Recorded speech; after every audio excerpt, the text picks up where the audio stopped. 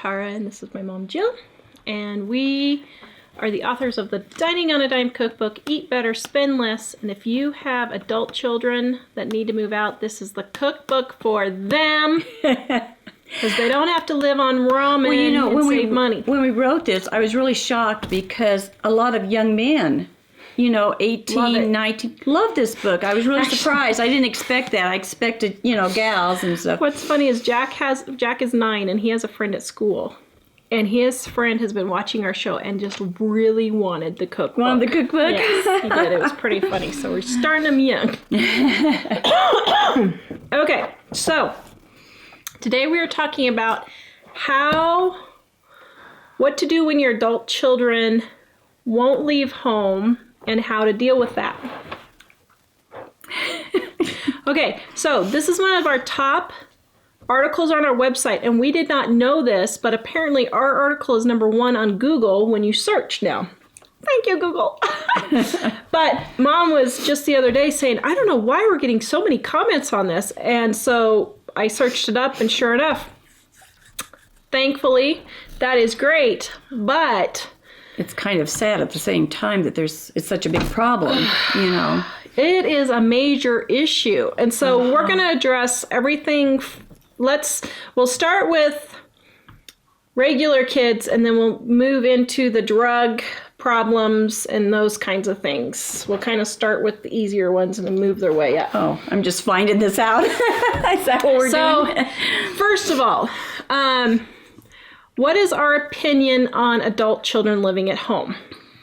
Well, they really shouldn't be. Now, well, let's qualify this.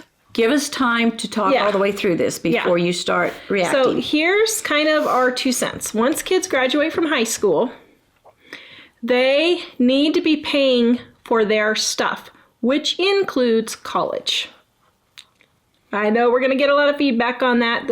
People don't agree with us. But really, I think if kids are going to college, they need to pay for it because they do not appreciate the amount of sacrifice that you have to give to pay for their college when they don't pay for it themselves. Mm-hmm. I know there's the occasional, but really, once kids are 18, they can start they should be paying for their expenses. It's a reality of life.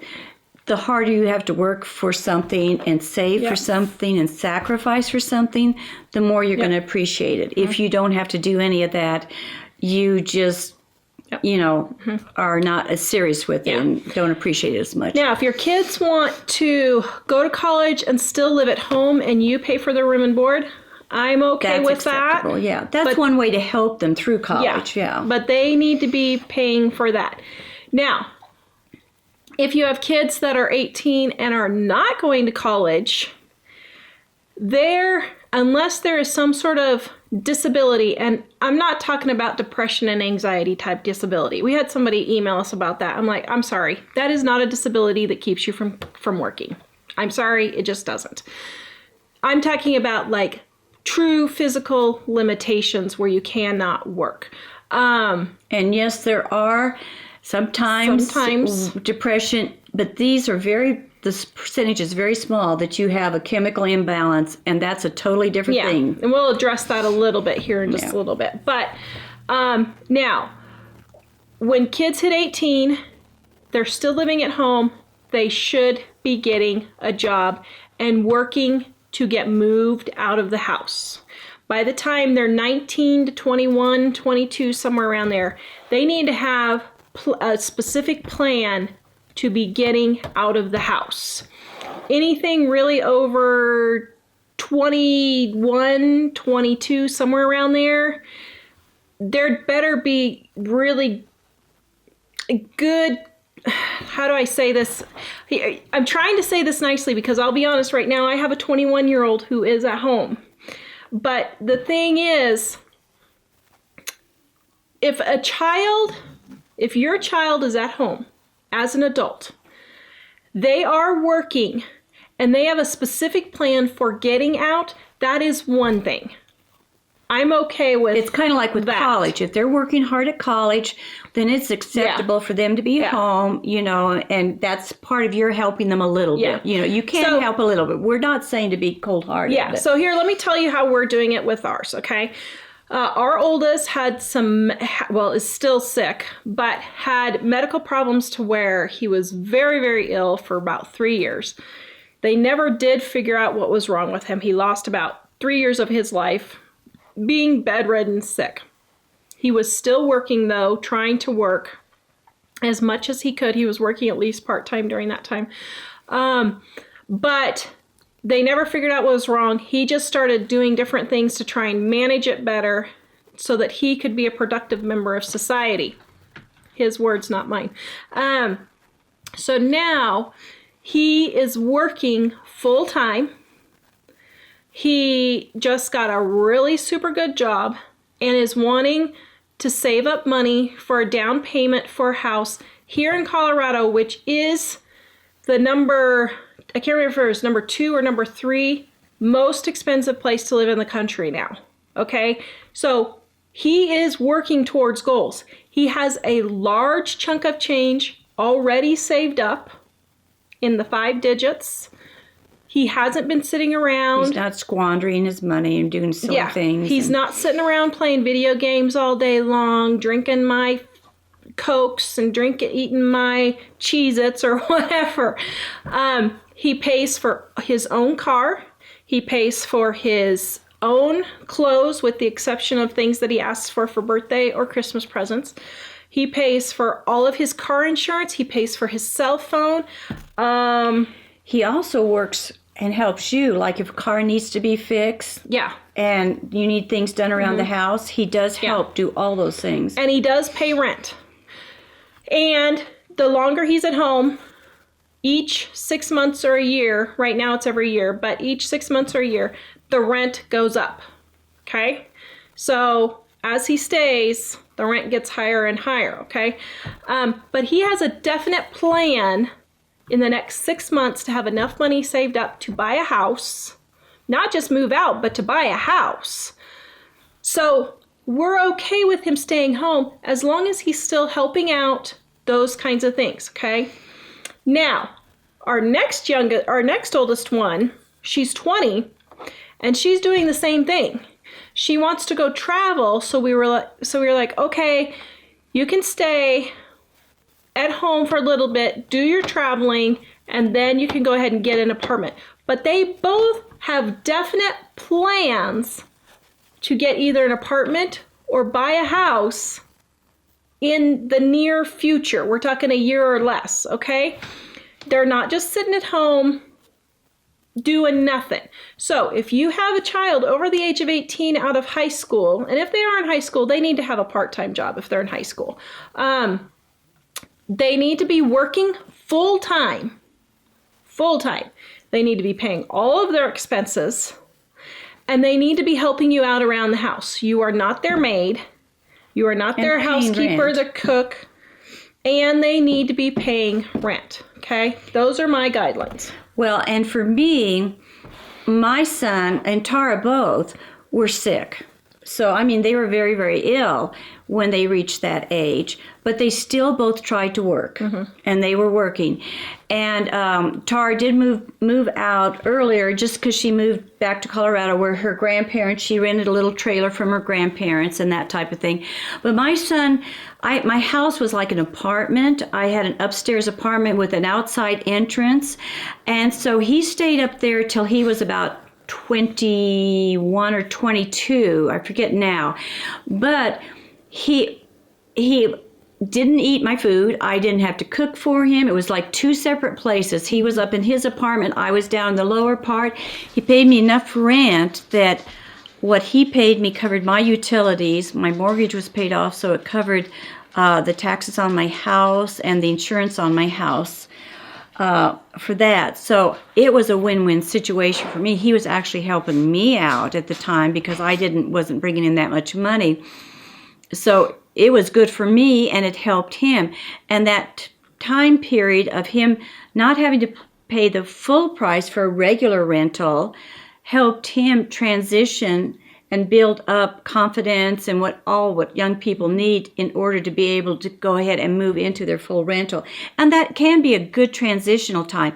If you do it like Tara was explaining with her kids and like I did with my son, they had to pay some, maybe not as much as they would if they were totally on their own, but it helps you maybe a little bit financially, and it helps them to get used to paying that regular rent, that regular utilities, and to move on to something more expensive. And one other thing that we did with him was he has been looking for apartments for about a year and a half now, and he's running into the stumbling block that they want a credit history. And he did not have a credit history. So he did go sign up for a credit card at his bank. And he did get his car that he just purchased. He got a 0% car loan on it.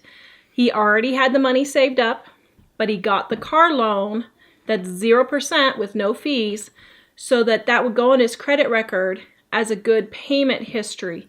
But he's doing it in a responsible way. He uses his credit card each month. He pays it off or leaves just a tiny bit of balance to roll over, like $1 or $2, literally, just to roll over to the next month. Because sometimes if you pay off your credit card all the time, it doesn't build your credit history as fast. So he talked to the bank. He's doing it responsibly, and that way he can build up his credit history to apply for those loans.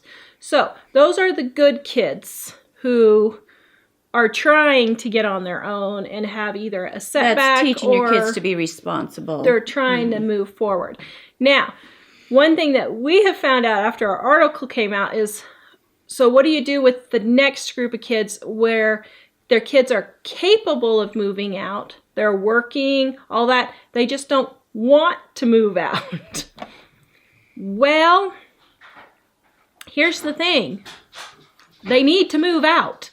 I think that we have done a disservice by calling it raising kids. We're not raising kids. We're raising adults. And you need to keep that in mind. And yes, Mom and Dad, I know that you love those kids and you don't want them to leave home and you're going to miss them.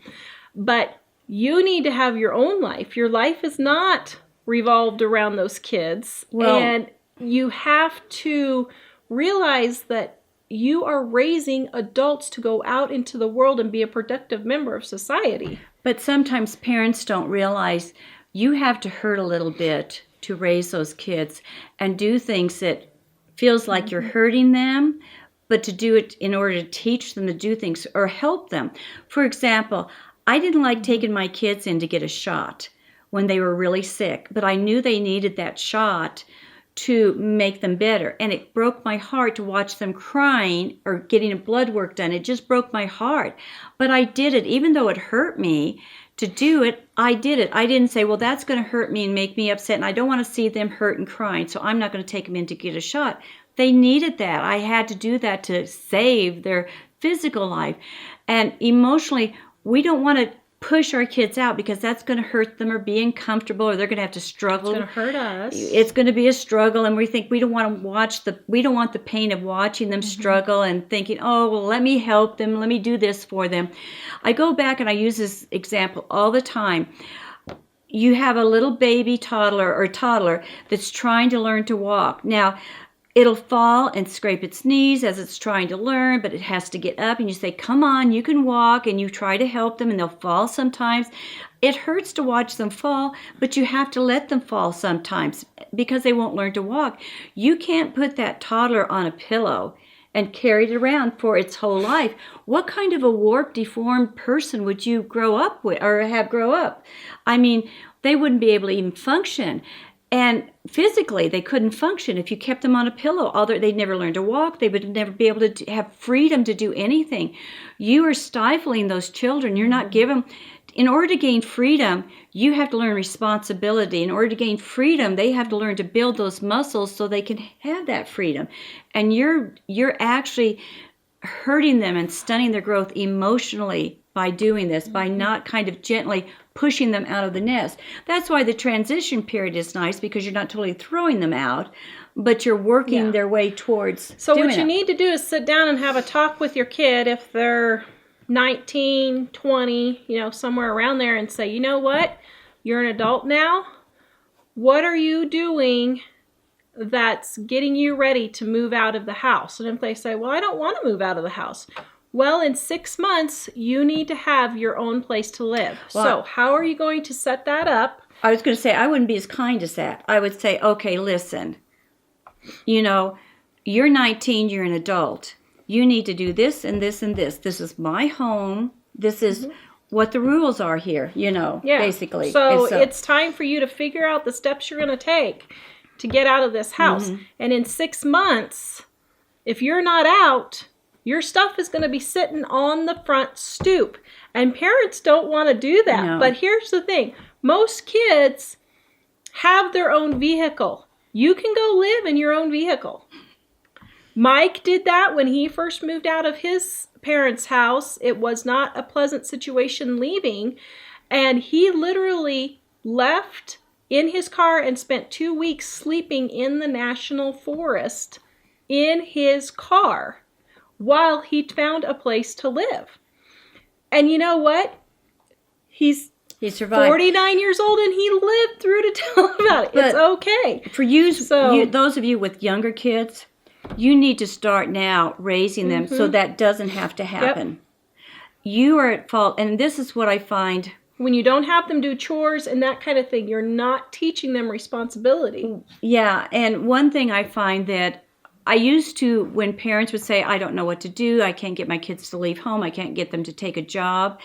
And I used to say, well, you know, maybe you could do this, try to be very understanding with the parents, because I know what it's like to be a parent, and I thought, you know, to kick my child out. But finally, I realized I was doing the parents an injustice by talking to them like that. The thing is, you are equally as responsible for the mess that's happening as your kids, because they would tell my kids won't do chores, my kids eat all my food, my kids use all my stuff, and they do this, and it's my kids' fault, my kids are doing this, and my kids are doing that. Parent, you're just as much to blame because you have allowed it, because you didn't train them up to be responsible. You've got to face the reality. And I know it hurts, and I don't mean to be unkind, because I know all parents love their kids and are trying to do the best job they can. But if you find out, oops, I didn't do the best job I could, instead of ignoring the fact or trying to make excuses for it, step up to the plate and say, maybe I didn't do it right, but I'm going to try to fix it now. And step up and do it. Don't keep enabling that child. Don't keep allowing them to do it, because you're just taking a bad situation and making it even worse. Okay, now for the next child, which is the worst. which is the worst that we keep getting. So Mom deals with comments on the website, and the one thing that keeps coming up all the time is, I don't know what to do. My son or daughter is doing drugs. They're being abusive to my husband and I.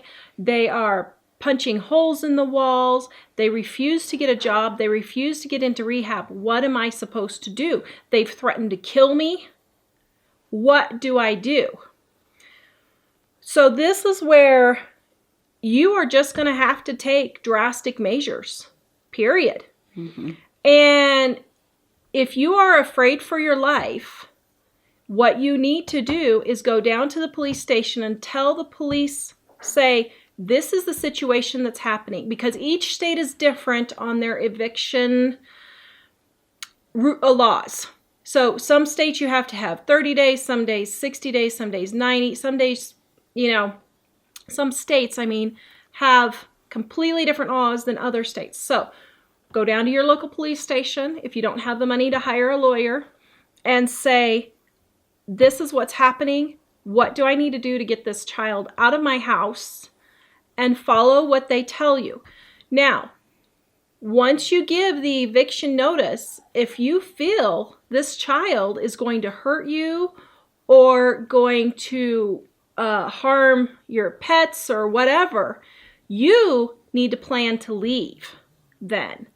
And this is one of those situations where you may lose everything. You may lose everything. You may lose it. And once again, you've got to accept part of the responsibility for this. Yeah, you're responsible you have allowed for it this. to get to that point. And I don't want that to seem harsh, and I'm not taking it lightly. I know you did the best you could, and I know this is serious, but you have got to Yeah. accept the responsibility. And well, one thing too, some of you are saying, I don't even know where to begin. I'm afraid to go to the police station. I don't want to turn them in. You have to. Yeah. That's a big thing. You don't want to turn them in. But see, once again, you're not wanting to punish them. You're not wanting to hold them accountable or responsible for what they're doing. And by not going to the police station, that's exactly what you're doing. You're not holding them responsible. If you can't do that, the least you can do is find a pastor, a helpline. There's lots of different places that you can go for help for this, for them to counsel you, for them to explain the steps that you need to take. And they will either go with you to the police department or whatever the situation calls for. So if nothing else, do that. Try to get somebody else that you know that can walk you through that. Because what happens is when people get in this state, they're so terrified, they actually become weakened emotionally and mentally. So you need somebody to come alongside you sometimes to help you. But you have got to take that first step. You can't expect everybody to do everything for you. And if it means that you need to leave the home and go live in a motel until that eviction time is gone with no contact, you do that. Yes, you are running the risk that your house is going to be destroyed by this person who's angry. If you need to, during that time, put your house on the market and just sell it. I mean, we're talking extreme. If you need to sell your home to get out of this situation, you do it. You do what it has to take to get this situation under control. There is no reason parents in their 50s, 60s, 70s should be supporting adult children on drugs in their own home or anywhere else for that matter.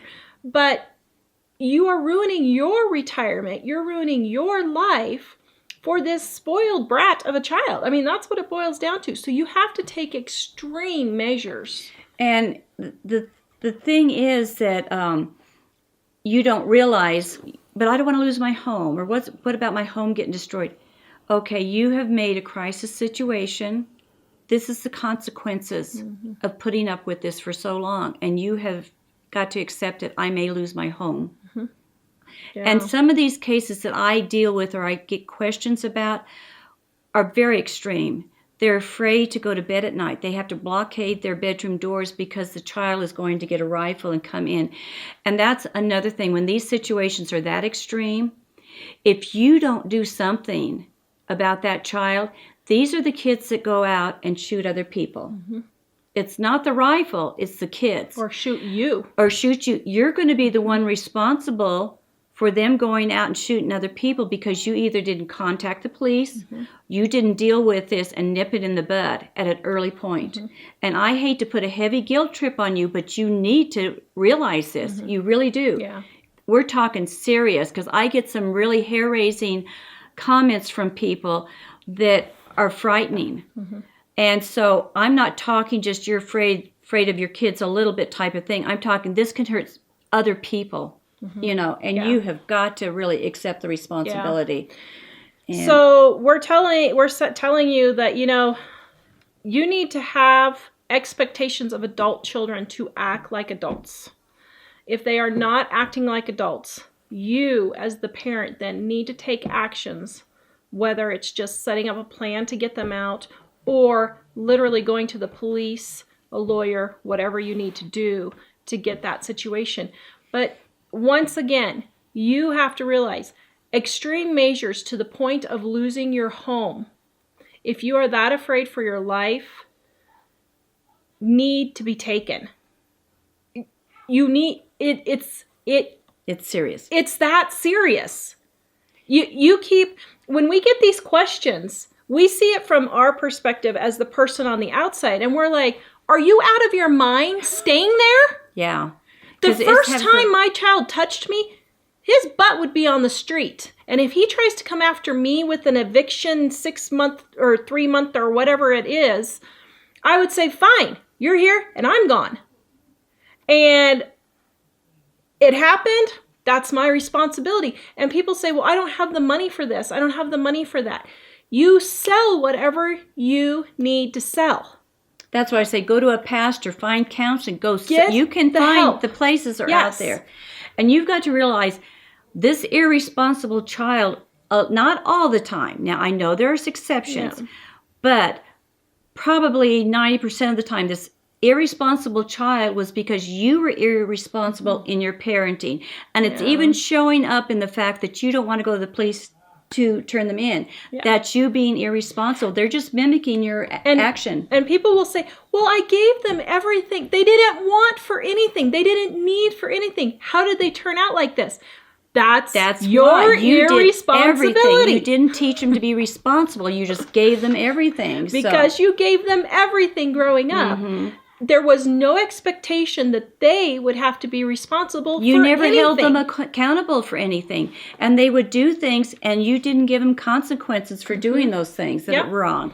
It's not all their fault. They don't know any better. When you go and talk to the teacher and tell them how Johnny couldn't get his homework done because of X, Y, Z, whatever, and make excuses for Johnny when Johnny just didn't get it done, you are setting that child up. For failure.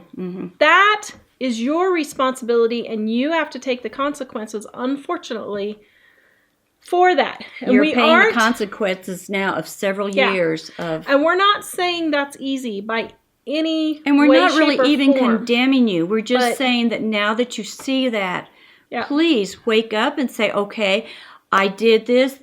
This is maybe I didn't handle it correctly. Now I'm not going to make it worse by letting it keep going. I'm going to step up to the plate myself and be responsible and start doing what I'm supposed to. Thank you guys for watching. Please like, subscribe, and share. Check out our Dining on a Dime cookbook. If you have comments or questions, please leave them in the description below. We do try to answer them. But please, get the help you need and make a plan for your kids, because there's no reason for adult kids to be living at home. So we'll see you guys next time. Bye-bye.